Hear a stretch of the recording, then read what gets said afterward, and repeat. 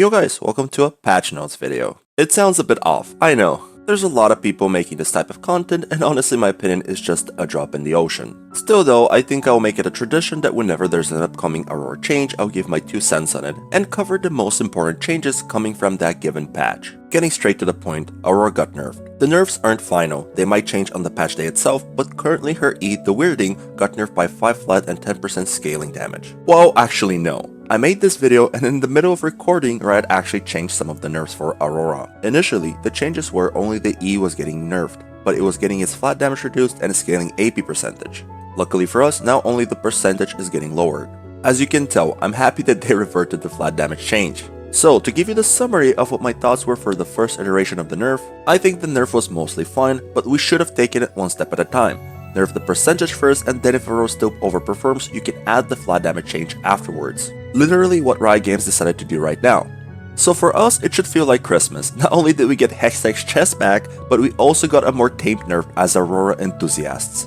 I do think the flat damage nerf was the bigger deal, since it would have impacted some of her early strength in harder matchups. Hitting the E percentage wise can still cause issues, but as long as you find good openings in the mid game on who to target and how to play it out, the missing AP ratio shouldn't even be noticed in most of your games. The substitute for the nerf will be that when the enemy try to exit her ultimate circle, the slow is going to be less effective, going from 75 to 50%. This nerf, honestly, will barely be noticed, so I think it's for sure the lesser evil from the 2 possible nerfs that we could have gotten. It'll be annoying sometimes when you finally get that flash of the Jinx in your ult, but she could just walk it off barely because the slow went from a Thresh R level slow to a Callista E level slow. The last point of discussion here that I actually think is the most interesting one as well is, did she even need a nerf? And I'll try to be completely unbiased here when I say, I don't think so, since she's in the healthiest position she's ever been as a champion, hovering slightly below 50% win rate. But don't just take my word for it, Phreak also said absolutely the same thing in his patch rundown. Lowering the ult-based teamfight potency, we think is something that's pretty pro-skewed because by the numbers, Aurora is actually relatively balanced. Again, maybe she's supposed to be a bit under what numerical balance dictates because she has Shaco Deceive on a ranged mage kit, and that is pretty strong, right? That's a good tool. And so, right, this maybe might be one of the champions where she's supposed to look a little bit more like Yone or someone else where she's, minus 1%, minus 0.5, something like that. The nerfs were mainly aimed at lowering her strength in pro play. And I completely agree with everything he said. Aurora is a high skill ceiling champion with a ton of skill expression similar to Yone, meaning that her overall average should in theory be lower, so the very cool plays you can do with her end up being justified. Lastly, I want to state that I don't want Aurora to be nerfed, but for the longevity of the champion that we love, this small nerf was probably needed. Moving on though, there's a few other cool topics we can talk about here. Ambessa got a nerf, but to be honest, at least for high elo, I think she needed a bit more.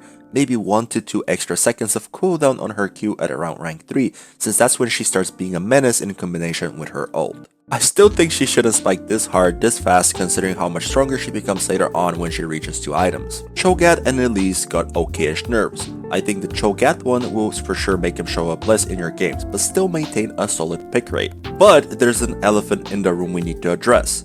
The Elise one didn't manage to hit the mark at all, at least that's what I think. While I'm happy she'll get a nerf, her damage is so much that it just overkills you most of the time, so now you just remove some of the overkill, not all of it. If you're squishy, you face check an Elise and she lands a cocoon on you, if she already has Storm Surge, odds are you're dying. I see nothing wrong, she's supposed to do that. Well, the problem, dear viewer, is if the enemy actually picked the jungle role, there's no issue, but the Elises that do that, they picked the support role. Forget the elephant, there's a supporting spider in the room that we need to address. Luckily for us though, there's no longer a scorpion in the room. After so many patches of Skarner not receiving any significant changes, he finally got a reasonably good nerf. The one in particular I'm excited about is the fact that his E got 2 seconds extra cooldown on all ranks. The amount of times he was able to get 2 E's off on me on a single 1v1 and be the difference maker in whether he kills me or not is actually absurd. This was the nerf I wanted to see the most, so good job. Took a while, but better late than never. The Unflinching Buff is also worth mentioning. Nobody ever talks about it ever since it got its change from not giving any tenacity. I think it actually might be a good contender now to take instead of Overgrowth in cases where enemies have a lot of CC for some bruiser or tank champions. I left the change that I think is most significant for last, which is the removal of lane swaps. This change mostly impacts high elo solo queue and pro play.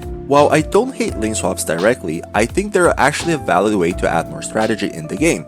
The real issue arises when it limits the amount of champions that could be played in a lane swap. Currently, the best champions to pick for top lane if you're looking to do a lane swap are K'Sante, Jax, and Ambessa. Reason is, they're the best ones that could potentially survive a dive due to their strong level 1 to 2 capabilities. Most other champions are significantly weaker, with some being better but not as strong as the upper mentioned ones. So with lane swaps being prevalent, it just gets really stale and boring sometimes. This change will for sure remove lane swapping, at least for the earlier stages of the game. When your champion gets a few levels, there might still be an angle to lane swap to remove a certain champion from being in a bad matchup, but only time will tell if that's the case. And that's the end of the video. I do acknowledge that it's not the standard content that you're probably used to on this channel, and that's why I'd like your feedback. Would you like to see more videos of patch notes reviews in the future? Let me know in the comments. If the majority of people just didn't like it, I just won't do them anymore and I'll stick to the regular content. Either way, I appreciate you watching until the end and I'll see you on the next one.